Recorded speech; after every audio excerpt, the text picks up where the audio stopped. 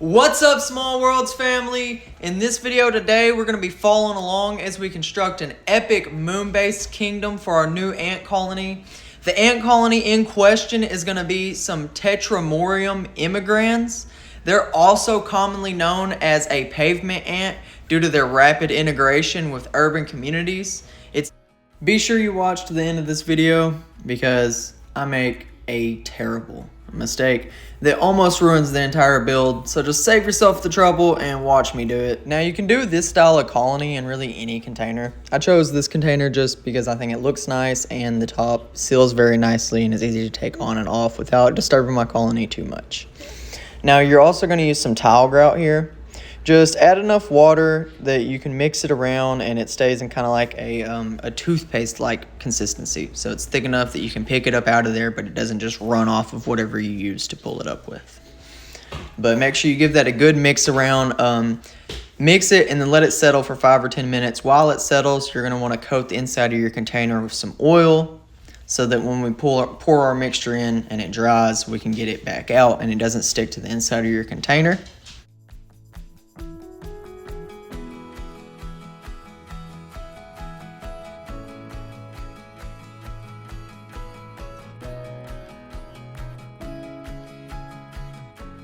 You know, you're going to see a lot of air bubbles on the sides there.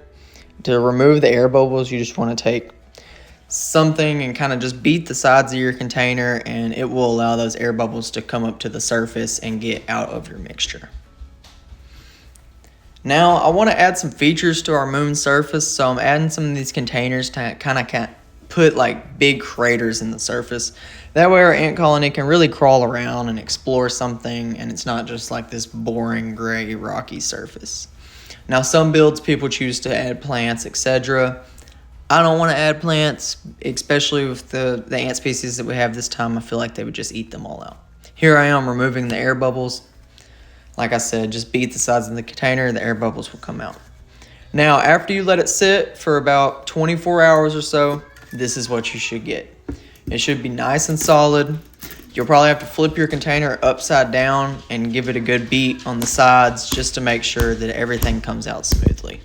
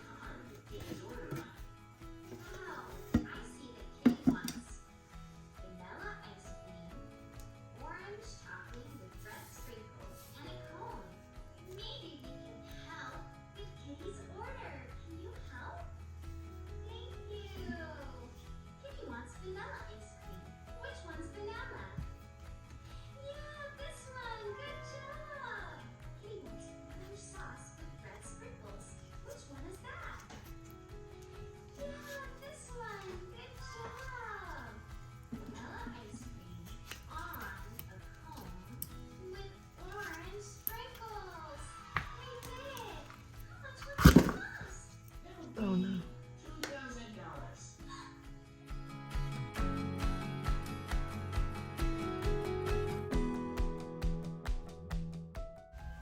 Now after everything's dry, you get it all out of your mold. You pull whatever you use to create your texture in there out. This should be something like what you're left with. I broke a couple pieces off. I'm not really worried about this because it will add some character of its own. Be sure you wash all that oil out of there just so that it doesn't affect your ants at all. I don't know that it would, but with some species, I'm sure that they probably don't like that oily texture on the inside of their colony. And really the key to having a successful and large ant colony is making sure your ants are happy and in turn the queen's happy. While they do say that pavement ants will kind of eat through grout, I'm wanting to add some kind of like starter tunnels. For this, I'm just going to use a black colored pencil. I'll trace out my tunnels and then later on we'll come back through with some kind of tool and we'll excavate out some tunnels and then some big caverns so that our ants don't have to put in too much work, because starting the colony it's just going to be the queen and a couple workers. That way they'll already kind of have a preset system where they can move and set up their colony as they would like within our tunnels.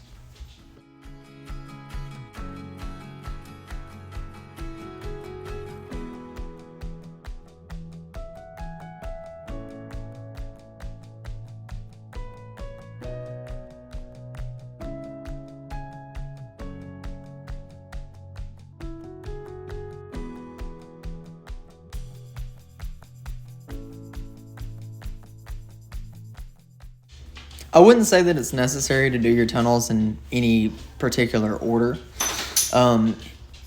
Just try to keep it a simplistic layout. Don't make it too crazy. Just some big tunnels and some big corridors. I did add a little bit of depth just because I don't want I know that the numbers in this species of ant are going to get large, and I don't want everybody cramped up in there, so I did make some of our corridors kind of deeper so that they can go back in the colony and get away from that glass on the surface there.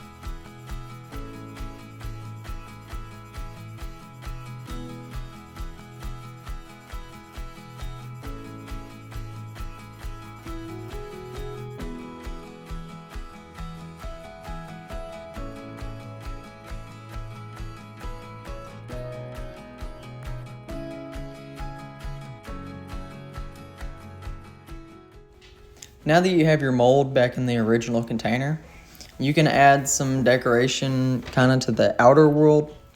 A lot of people like to add plants, maybe some topsoil or dirt or whatever, just to make it more like the outdoors.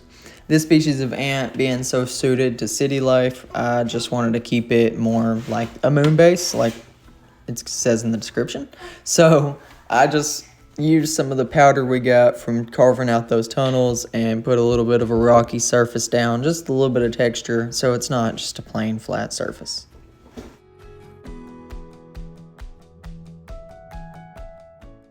Okay, so at this point, our moon base is looking amazing. Our tunnels look great. Our glass is clear. We can see right through. Everything's going great. This is where you should stop. Your colony is perfect. All you need is ants. Here, I make the mistake. Adding this water. I added the water in hopes that all this powdered grout I put on the top, it would harden and create this really textured rocky surface. I was correct. It did work in doing this. The only issue now is our tunnels are filled with moisture and condensation. I don't think it's so much that it's going to affect our ants, but it greatly affects the visibility within the ant colony. Normally this wouldn't be so much of an issue, but the whole purpose of having an ant colony is in fact to watch your ants.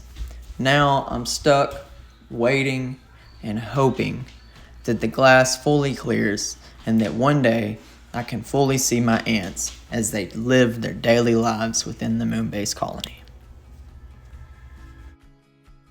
All that's left now is to add our ant colony. If you enjoyed today's video, be sure to like and subscribe, and also make sure you hit that bell notification just so that whenever we add our ants and as we update on our colony's growth, you'll be the first to see those videos.